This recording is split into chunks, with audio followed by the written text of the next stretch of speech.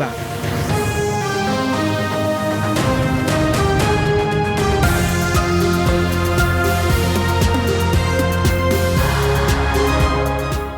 Welcome back. We're continuing the news.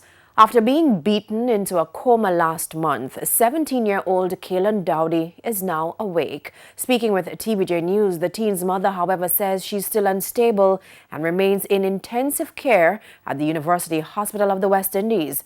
Giovanni Dennis has his primetime news follow-up. This is the most difficult period of her life, but Venetia Buckley is thankful.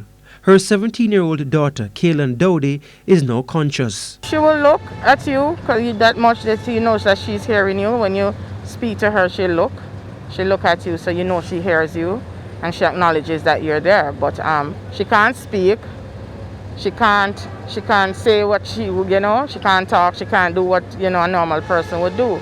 Kaylin was in a coma for weeks after being beaten by 5 women at an illegal party in Barbican, St. Andrew on November 7. Attacked reportedly because one of them didn't like the way Kaylin looked at her. She remains in intensive care at the University Hospital of the West Indies. Miss Buckley visits her daily, though limited in the physical affection she can show her daughter, like kissing her. They don't want me to take my mask off, but I try. I'll pick her hand or something like that, but I have to keep my mask on.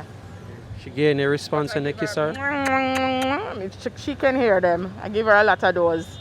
She's thankful for the outpouring of support so far, but is saddened by persons who continue to spread misinformation online. So I just want people to be mindful of these things, that they're hurting people when they go out and they slander and they say things that aren't true, and they make up a complete story and they put it out there.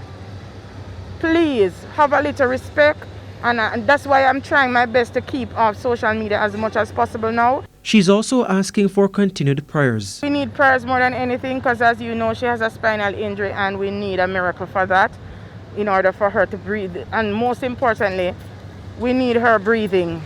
We need her off that ventilator. And that is what I'm believing God for right now, so that we can get this miracle. She can breathe again, and then we can move forward. Whatever is to come, if she takes long to walk, if she takes long to talk, it doesn't. I just want her off the ventilator where she can be stable, because now she's deemed unstable. Despite this, she's hopeful Kaylin will be home for Christmas. In the meantime, the 5 women charged with beating the teenager remain in police custody and are scheduled to appear in court December 9. Giovanni Dennis, TVJ News.